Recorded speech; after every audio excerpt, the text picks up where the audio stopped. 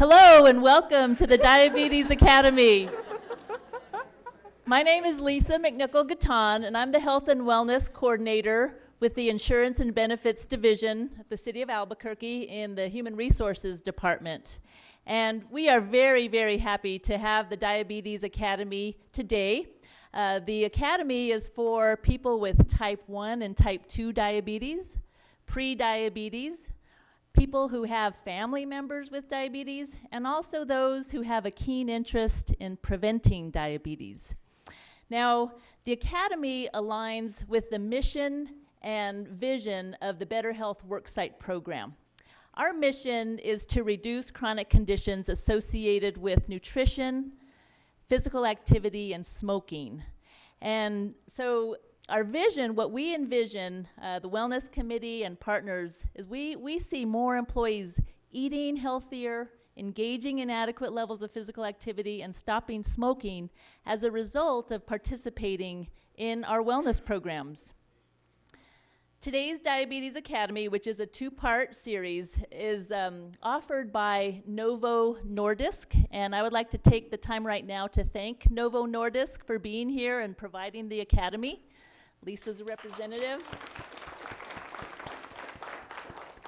Now, there are several other partners that played a role in making it happen, and I would like to first acknowledge the staff in the Insurance and Benefits Division, as well as the HR coordinators that got the word out. We've got our 16 government entities that are enrolled in our health plan. They're promoting the program.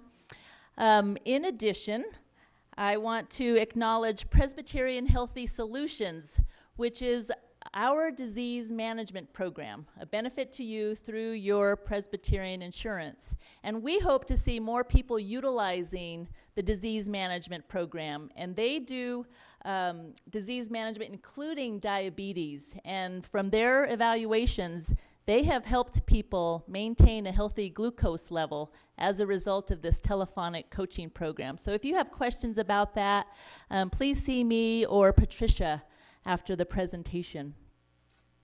So we will begin the Academy with Lisa Cardenas.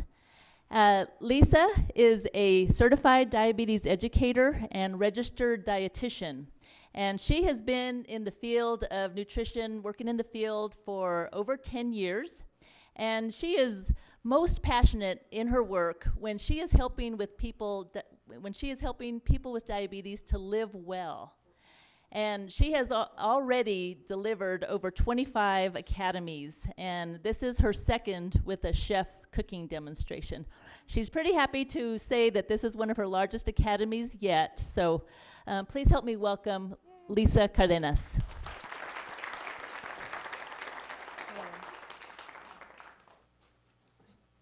I think this is working. Can you guys all hear me?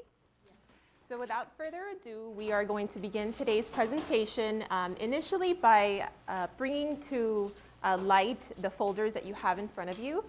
There's a main blue folder titled Diabetes Academy. In that folder, you will find a form that will need to be filled out in order for you to be enrolled in Cornerstones for Care.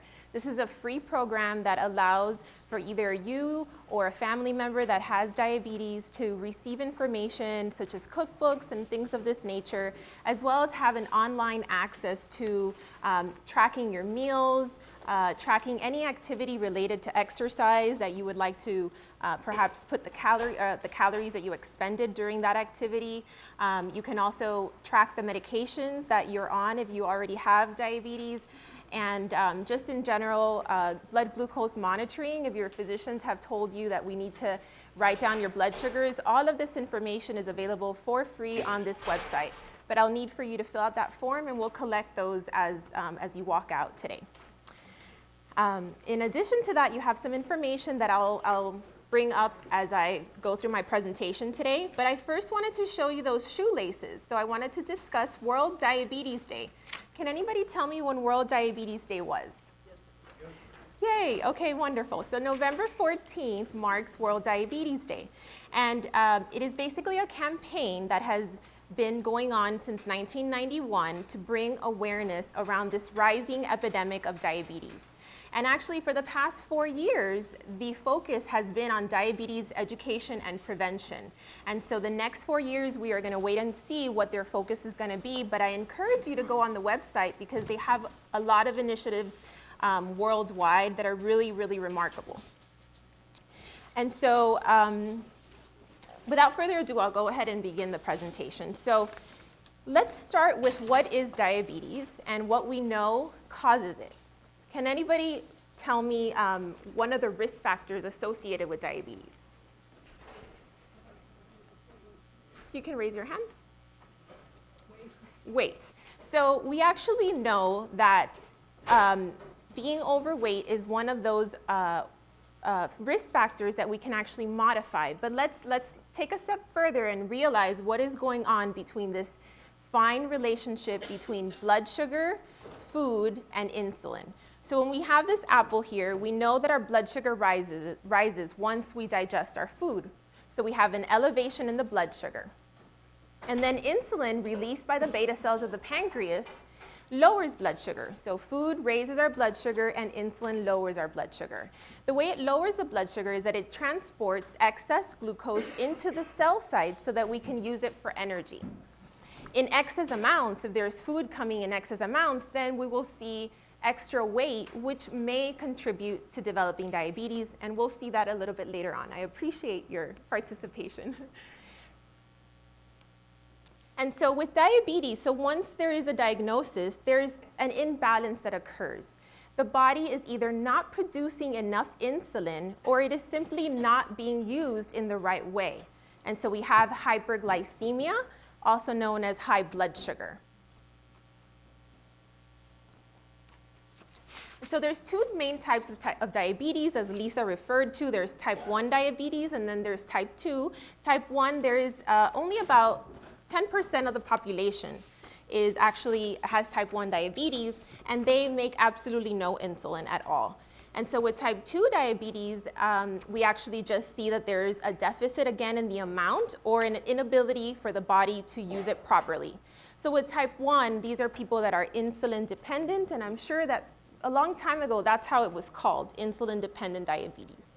I need a little bit of water, if possible. Thank you. Okay, and so this is just basically a relationship between the number of years and the rising epidemic of the disease. And so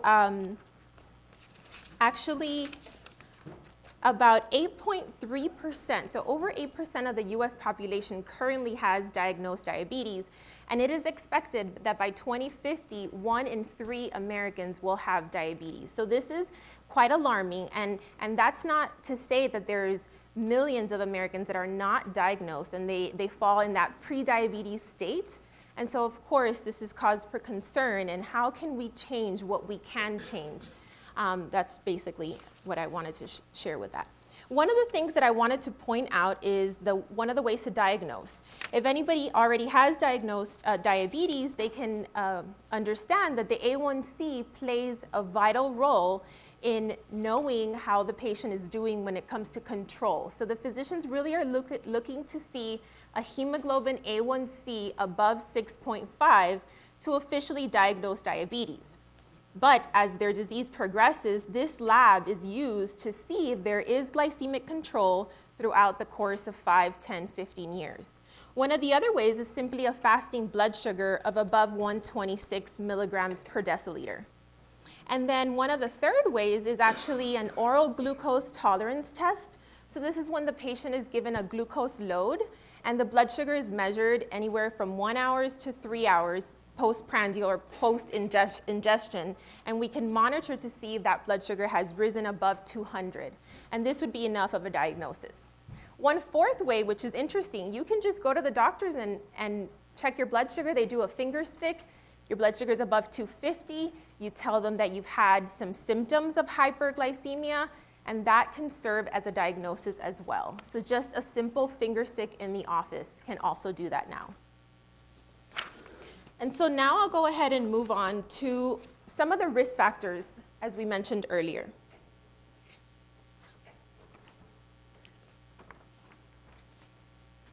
And so one of we really do not know what causes diabetes. All we know is that there are risk factors that cannot be modified.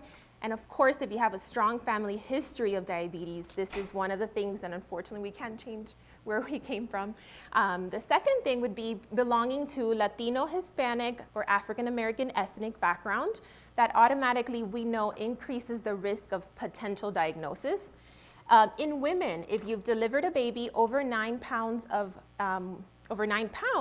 we actually know that this caused some insulin resistance at one point in your life that will perhaps progress to a diagnosis later on in life. And so the risk factors so that we can change are those such as if you are overweight, we can do something to eat healthier and expend more calories, and hopefully we can see some weight loss. And as little as 5 to about 10% of your current body weight can be enough to perhaps not take medication in the beginning if you're told you have diabetes. We're just looking for a little bit of that jumpstart weight loss in order to make a difference and an impact. High blood pressure. There's things called metabolic syndrome where we see not only high blood sugar, but high blood pressure, as well as high cholesterol, so the lipids. And so with high blood pressure, we really need to control this, and we can control this. So we really need to target it if that's one of the risk factors that you have. Physical activity, of course, 30 minutes a day is what's recommended from the American Diabetes Association for weight maintenance. But if we're looking for that deficit, again, we are looking for 45 minutes a day, and that could be cumulative. So it does not have to be 45 minutes at one time. We can do 10 in the morning, 10 at lunch, and then 10 in the evening, or that sort of thing. And so, can anybody tell me some of the signs and symptoms of diabetes? Yeah, so some of the ones that I hear all the time is extreme thirst, like I had a little while ago. And oh, thank you. And unusual weight loss. That is one that I feel is interesting because we're talking about being overweight, and then the patient presents having lost 10, 20 pounds. And so this is because there's been lack of metabolism of that carbohydrate or that glucose. And so if they present clinically with weight loss, and that could be a sign of a huge sign of diabetes, as well as blurry vision. So, our eyes really function with glucose for us to see. So sometimes, you see patients that are closing their eyes a lot and they're just trying to focus better. And so that's also a very overt sign of diabetes. I'll take a sip of this. And so now we'll go ahead and I'll have you pull the brochure that's in your folder called Planning Healthy Meals. And we're going to go through that.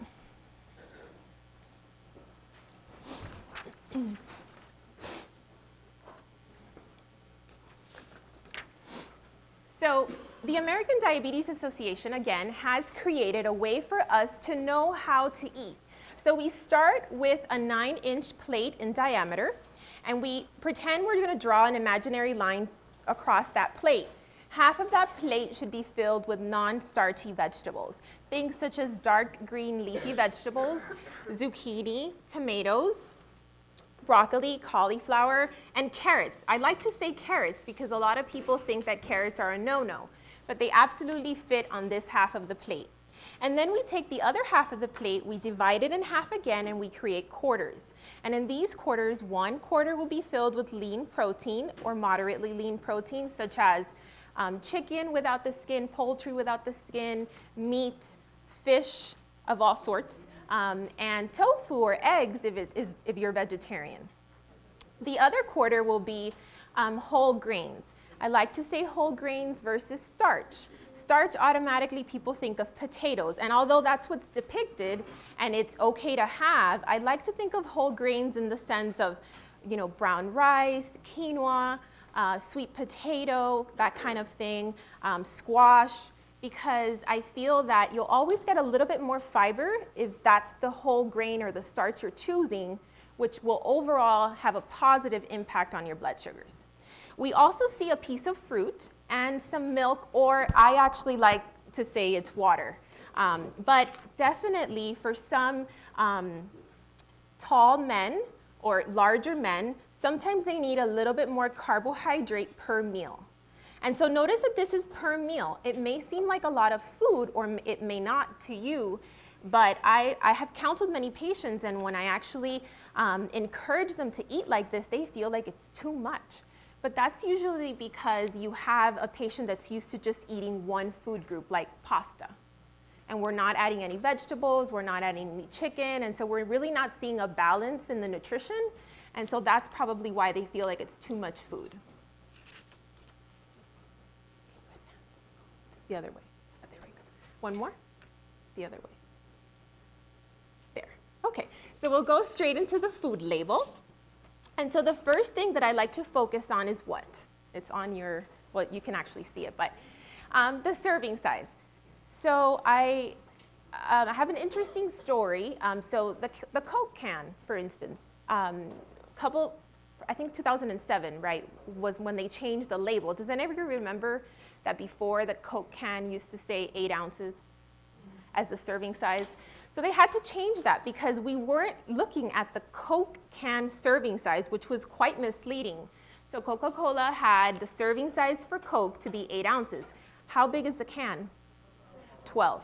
So they had to go ahead and change that. So that is one of the first, when I'm looking at a food label and I'm teaching somebody, that's the first thing that really should be looked at, because that label is reflecting that amount in that serving size, no more. And so then if you want to have 2 servings, 3 servings, 4 servings, you simply have to glance further down into the food label, and we'll look at that in the next slides. And so there's different tools available besides the food label that allow us to sort of figure out how many grams of carbohydrate or how many servings of carbohydrate we are having. The 3 major ones would be a scale. And I like to always encourage patients, so let's say they do some homework in the beginning and they're weighing their chicken and they know it's 4 to 5 ounces or 3 to 4 ounces. After about 6 months, I have them do it again, because sometimes the portions get larger and larger as the time goes by. And then all of a sudden they're having 6 ounces versus 4. And so the scale, if you're gonna do it right and you wanna do just a little bit of homework in the beginning, this is one of the most accurate ways. Then we have some cups, like measuring cups, which you can get anywhere, and then some measuring spoons. And I love the measuring spoons because, for instance, like I love nut butters, such as almond butter and peanut butter, and I don't measure it, but I'm pretty sure it's about 2 tablespoons, but sometimes I do measure it and I'm wrong. So, the big tablespoon, that's a dead giveaway for you guys to use, especially when it comes with those high-fat spreads. So we want to make sure we're using these serving sizes. Then there's this, which I call guesstimating in a sense. But so we all make a fist. This is about 1 cup of whole grains or starch. And so if, again, let's say we're going to an Italian restaurant and we have a plate full of pasta, I can usually make 3 fists on that plate. And I know that I'm going to be over-consuming. And so instead, I just split my pasta and perhaps have a salad, and I don't have the bread if I want the pasta. That kind of thing. But it's a day-to-day sort of awareness that needs to occur, and I would say almost meal to meal. This concept of mindful eating is just recently gaining popularity, but in reality, if we just focus and plan a little bit, I think it can be a little easier than we think it is. So the palm of the hand, 3 ounces, and it's also the thickness of the hand as well. And this mostly will refer to red meat products such as pork and that sort of thing. If you're doing a really white, flaky fish, I would probably be okay with 4 or 5 ounces. I mean, very, very low calorie protein, white, flaky tilapia or mahi-mahi. But when it's red meat or even the fattier fishes such as salmon, we really want to stick to the palm of the hand. And I'll skip the thumb. And so in the next one, we have cheese. So we have just some other visuals, a deck of cards, a ball or rolled up socks could equal about 1 cup of a dry cereal, something that comes in a box. That would be your kind of visual. A tennis ball, so if you can hold the piece of fruit in your hand, so this is the accurate portion size. I get that question a lot because the apples, right, are so big nowadays. So if we can hold it, then that's probably a 15-gram serving of a fruit.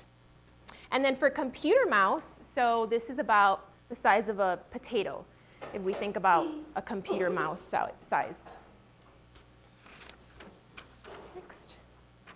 So here, now we go ahead and glance further down on the food label. We know that the serving size here is 1 cup, and then 1 cup of this food equals 24 grams of carbohydrate. There's fiber listed under total carbohydrates. That is included in the total carbohydrate. Fiber is an indigestible carbohydrate, and it is your friend if you have diabetes. It will cancel out a lot of the carbohydrates that we eat. So that's why vegetables, non-starchy vegetables, are so highly recommended. And I really don't limit non-starchy vegetables. I sort of encourage, if you're going to overeat, do it with those. And then sugars, I like the sugars on a label. It did not always exist. And this is really great when comparing 2 food products. So we have 2 very similar food labels side by side. If we glance at the sugars, we can see which one would be better for us. And obviously the one with lowest sugar would be the one to go to. So this goes ahead and breaks down. And we'll stop here after this, and we'll let you guys actually eat this time. So for carb counting, this is actually one meal that I like to break down, and it's a breakfast. So it's saying that 1 cup of cereal is 24 grams. Then half a cup of skim milk is 6 grams. Then we have half a banana. So that's 15 grams. So half a banana, right? Again, our bananas are quite large these days, but if you can find a smaller version, perhaps one would be 15 grams. And then, so your total for this breakfast would be 45 grams. And so this would be, instead of looking at it gram for gram, so 1 serving is 15. So there's 45 grams. How many servings? Somebody raise their hand. So 1 serving is 15 grams, so there's 45 grams. 3 servings. Okay, I'd like to. And so that is actually a nice guide. Again, unless you are, morbidly obese or a tall man, this is a nice guide to have, and it really goes back to that plate that we talked about. So if we're looking at our plate, we're looking at about 2 to 3 servings. So right here we have this whole corn on the cob. That would be about 30 grams of carbohydrate. And then if we decide to do milk, that would be 40, actually it's a little less, it's 43 grams. Or if we decide to do the piece of fruit, then we have 45 grams. Again, very individual, but that would be a guide. And remember, we want to make sure we're eating all the other foods on the plate. It is with great pleasure that I introduce to you Doreen Colondres. Doreen Colondres currently resides in Miami, Florida. But before being such a wonderful figure, she actually, her entire childhood revolved around the kitchen and her family's kitchen. So it has served her to be the wonderful spokesperson that she is today for Cocina Latina, the Cocina Latina movement. And additionally, her enjoyment is mostly when she bridges the gap between her food demonstration and the audience. So I think that today you're going to be able to witness that. And just in knowing her from last night to today, her vision and her passion revolves around revolutionizing the approach that we have with food, cooking, and our eating habits. She currently has her own on-air show with Fox Network, and as well as weekly radio shows, and then I'll let you hear the rest from her. So without further ado, Doreen, thank you. Yay. Thank you. I'm so happy to be here. For those of you that don't know about myself, I'm Puerto Rican and based in Miami, as you mentioned. I'm very passionate about food. I have a brand that it's called The Kitchen Doesn't Bite. It's all about convincing you to go back to the kitchen because it doesn't bite. You can have fun. You can share it. I mean, it's something that, you put love, is relaxing. We can't see it as a duty. We have to put that passion and that love and that respect for the ingredients on every single dish that we prepare, and try to spread that with our family, with our friends, and that's why I'm here. So we're going to prepare a recipe from the nutritional department from Novo. And at the same time, I'm going to give you like different tips of how to change it, how to put your twist on it. So we're going to prepare a spinach and strawberry and cucumber salad, which is, I think, is not exactly what you had, but we decided to put you something similar so you can get in the mood. So I have here fresh spinach, and I'm gonna add some strawberries to it. I have the cucumber already cut, and we're gonna put this on the side. In the meantime, I prepared the dressing. Making a dressing. Forget about jar dressing. Please, please, please, please, please. From this day until the end, forget about jar dressing. It's so easy to prepare your own fresh dressing at home, starting with just olive oil, lemon juice, salt and pepper. That's it. Always, we just need the basic. The olive oil, the acid, which can be an orange, as we're going to use today. It can be a lemon. It can be a balsamic vinegar, white vinegar, cherry vinegar, Jerez vinegar. There's so many different types of vinegars that you can use. So be creative, okay? Please. Okay, so today we're going to use olive oil. We're going to add a little bit of balsamic vinaigrette. We're going to add a little bit of orange juice. I'm not going to add too much because we're going to prepare pork chops with the orange sauce. So you don't want in the same dish everything to taste similar, okay? And we're going to mix this. The best way of doing this is when you're going to add some fruit to the salad, is putting everything in the blender. I don't like to use too much a blender for very delicate stuff. But for a fruity dressing, it's just perfect because it's going to give you the sugar, natural from the fruit, and it's going to be thick. You don't have to add anything. In case you want it a little bit sweeter, it depends on what you want. The recipe calls for sugar. You can use honey. I love agave honey, which is fantastic, and it tastes really good.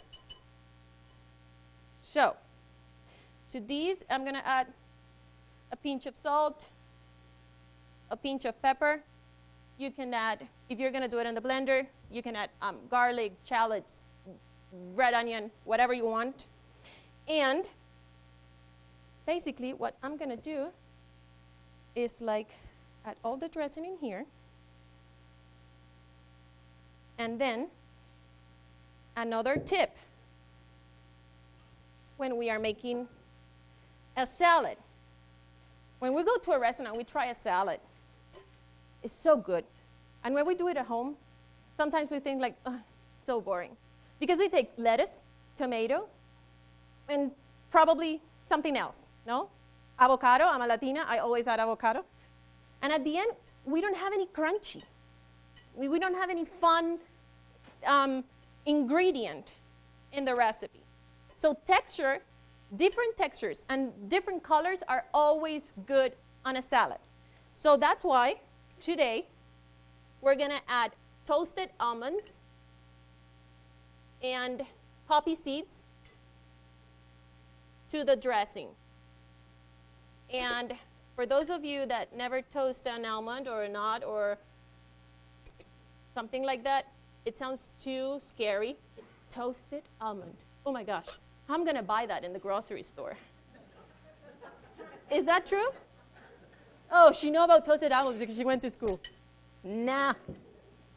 Toasted almonds, or whatever you want to toast, you buy the almonds, half, whatever. I'm a Latina. I always use pumpkin seeds. I love pumpkin seeds. They're super, they're very flavorful and fun. You just put it in a saucepan for 1 minute. In high, move all the time. Make sure that they all rotate. That's gonna increase all the aroma and the taste of whatever you're toasting. 1 minute. And it's gonna be crunchy and full of flavor. Those are toasted almonds. They sound fancy and difficult to make, but they're not. And what a difference on a salad. So that's our salad for today. Real time. This is not TV, we're not faking. Real time, there's no excuses. Last tip. If you like the idea of the dressing and you're gonna get excited about it, and you're gonna start making your own dressings at home, but you don't have time because we always complain about time, right? You're gonna take 50% olive oil, 50% high heat oil. High heat oil means canola, frying oil. Sunflower is the best one, but any frying oil. 50-50. You're gonna use a cup of olive oil, a cup of sunflower. If you're gonna use half a cup of each one. You put it on a jar like this or any other bowl or whatever, and it's not gonna emulsify. So it's gonna be liquidy. So it's gonna be perfect for a few days in the refrigerator, okay? So no excuses. You can make your own dressing, and actually if you buy nice bottles, it's gonna be a nice present to friends, and during the holiday season, you can give away your own dressing, handmade. Okay, now we're gonna make the pork chops. The first thing we're gonna do is, hold on, I need a bowl. Can I have a bowl? Thank you. We're gonna prepare the marinade for the pork chops. I mean, actually, I'm using pork loin because it's faster to cook. So very thin loins. And this is gonna be my sauce. Fresh orange juice, orange peel, fresh. This is gonna provide a lot of flavor and a lot of aroma. You can also do a dressing with the orange skin and the juice. It's actually a very good one with balsamic vinaigrette. Okay?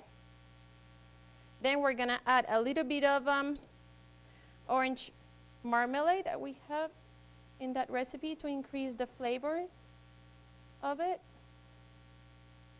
And we're gonna mix it.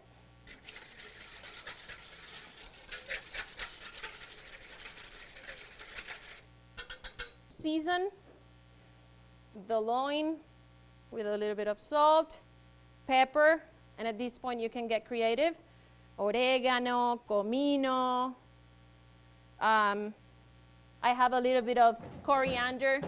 Everybody knows what coriander is? Yes? The seeds of the cilantro plant,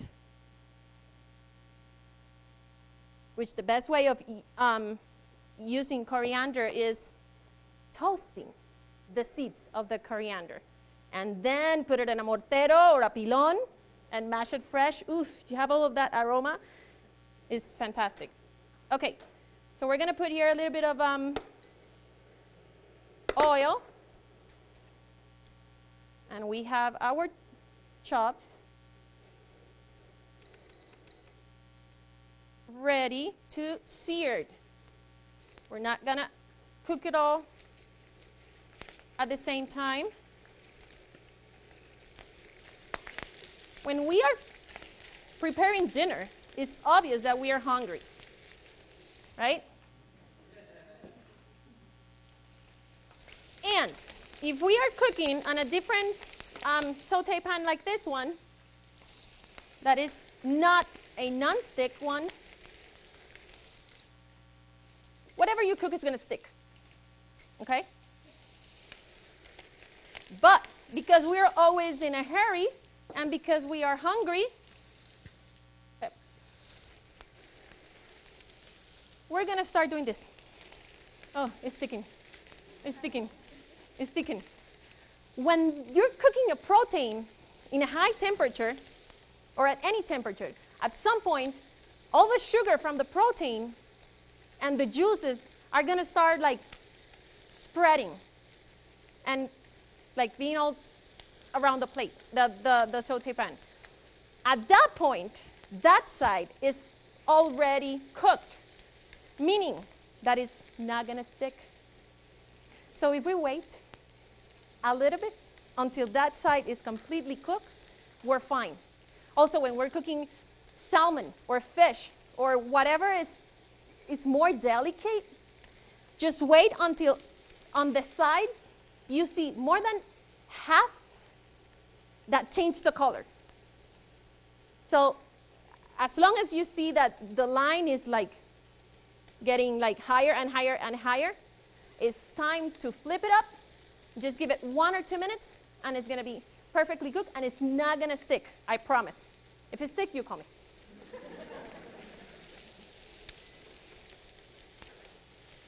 Okay, so I'm flipping this. This recipe is very friendly to, I don't know, do it with salmon, do it with fish or shrimp. Those are the proteins that mix perfectly with orange and coriander and Mexican chile. Green chile will be fantastic in that sauce. But you get creative at home. Okay, so we want color on this.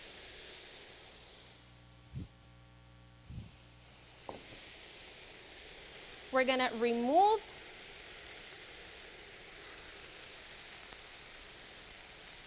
the pork chops. The pork loin. I keep saying pork chops. Don't clean it. All the flavor is in there. Okay? And when you use a different pan that is not a nonstick,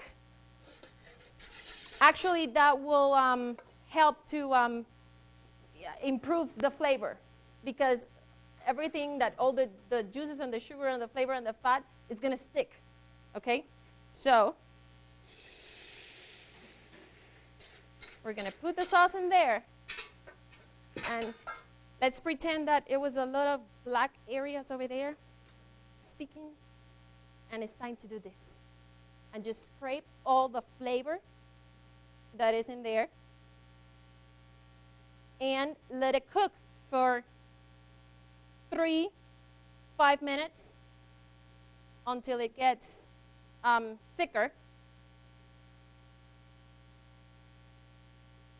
and it reduces. So every single sauce that we just reduce is going to improve the flavor.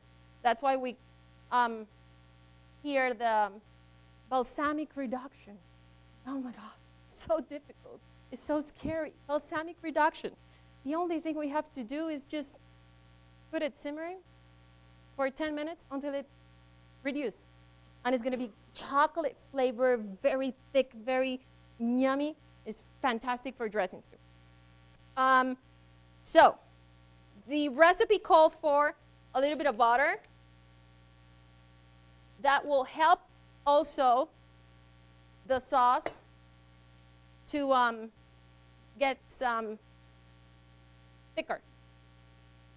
But if you have time and patience, you don't have to add the butter. I try to avoid butter and cream and everything because there's so much flavor that when we use fresh ingredients, good quality of ingredients, we don't need to add excess of fat to the recipe. It's like yesterday I was talking with Lisa about a recipe that I made the other day. I mean, I love cream of different stuff, no? But I hate cream. I mean, honestly, I hate cream. So, I mean, I learned from my grandma that as long as you put a lot of flavor to it, you don't need it. And I always use chicken stock or vegetable stock, and you will not see the difference. Actually, it will be better because you can eat more. So garlic, un chilecito.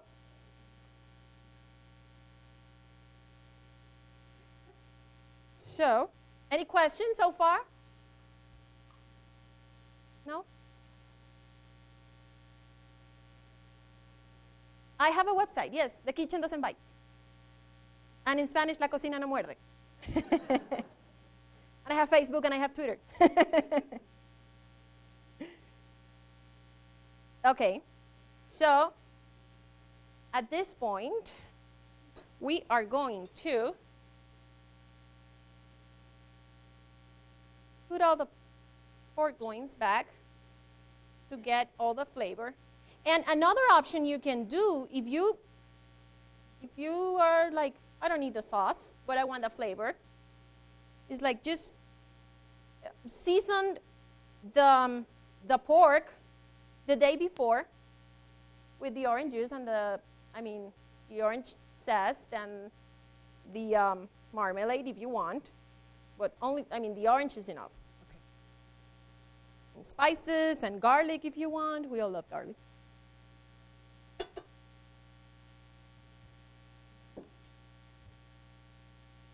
So in 2 minutes, this is going to be ready. Not lying in terms of time. There's no excuses, right?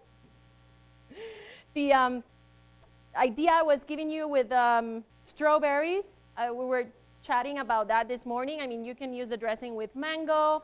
You can do it with raspberry. I mean, don't stick to a particular recipe. Just look for whatever you like, whatever inspire you, whatever is in season. Every time that we buy seasonal ingredients, they're going to be cheaper and they're going to be fresh. And if there's local, even better. And if they're organic or local and organic, even better. So it smells so good. And you had lunch, but I've been watching you eating. And I'm going to take them off, even though the sauce is not too thick yet, because a horrible thing will be having these little guys overcooked.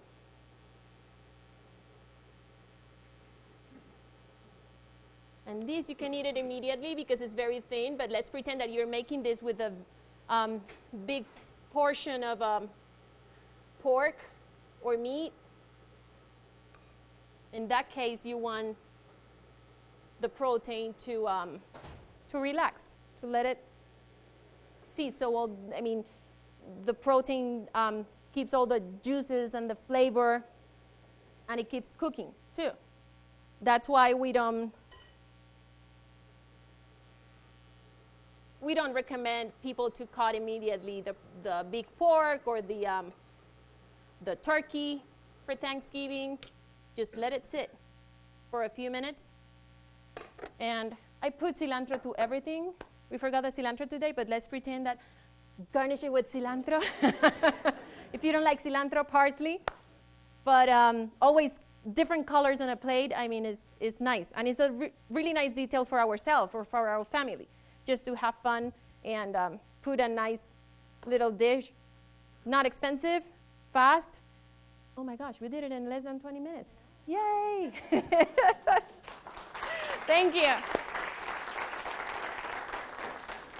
So I wanted to repeat the question that we had from the audience since we're being recorded, and that was what website, or if she had a website. And so it's The Kitchen Doesn't Bite. Mm-hmm. And in Spanish, we can repeat it if anybody is Spanish. La cocina no muerde. Yeah. So if any other questions for either one of us, this would be the time. One question here. Yes, there's a lot of recipes, and also we have a link to Novo Nordisk. A link to Novo Nordisk for the recipes. Yes, yes. And if you have any question, my email is there. I'm always the one who responds on Facebook and Twitter. So whatever question you have, It's very normal for me to like respond to everybody, believe it or not. Actually, I'm gonna tell you something. Did I everybody hear the published- question? It was, do you have anything with red or green chile? I posted a few weeks ago an article for everybody that follows me. It's called Red Chile or Christmas, and it's on my website, and also published in a magazine in Spain. And this week, on a magazine that I write for, that it's Siempre Mujer, is a national magazine that you will find here everywhere.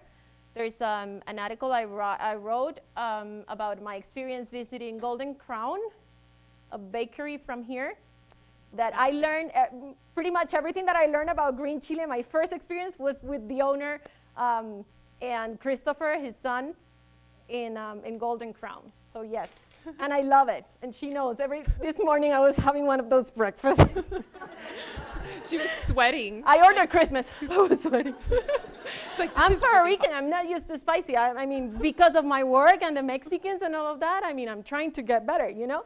But I'm still from the Caribbean, that our tolerance is not too much. Yes. But I love it. I mean, for me, it's like a thrill to like Cook with interact with all kinds of ingredients.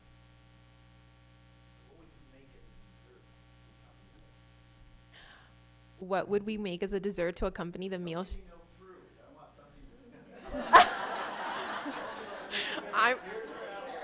I'm watching the nutrition. I'm not going to answer the question. She is. Go ahead. Okay. Honestly, I'm going to tell you the truth. I'm not a dessert person, okay? Okay, espérame. You will find a lot of dessert recipes on my website. They're not super sweet because I don't create a recipe that I don't enjoy, that I don't like. That's sometimes it's a problem. But it's like, you will never find something there that I don't like. So for this, I will do a coconut panna cotta, which is very easy to make. It's the version of an Italian, it's kind of like an Italian flan, let's put it this way.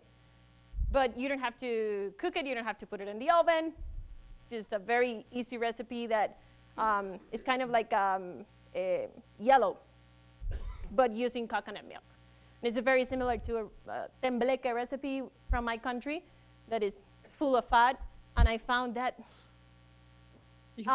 idea from the Italians to like have a healthier and very tasty version of it that is super easy to make. It's only 5 minutes. The rest is the work of the refrigerator. So that's an option. And you can do it sugar-free. It's a recipe that there's a way of doing it sugar-free if you want. But yeah. Or dark chocolate, I would suggest 70% cacao or over, because you have some sweetness in the meal, so maybe it will deter wanting that craving for dessert.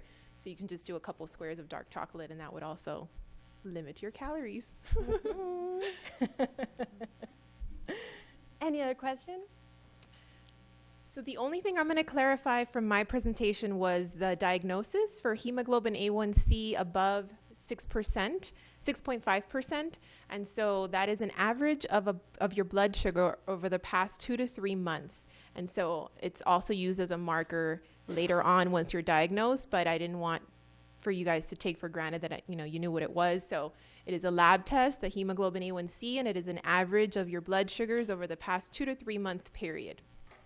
Our red blood cells turn over every 120 days.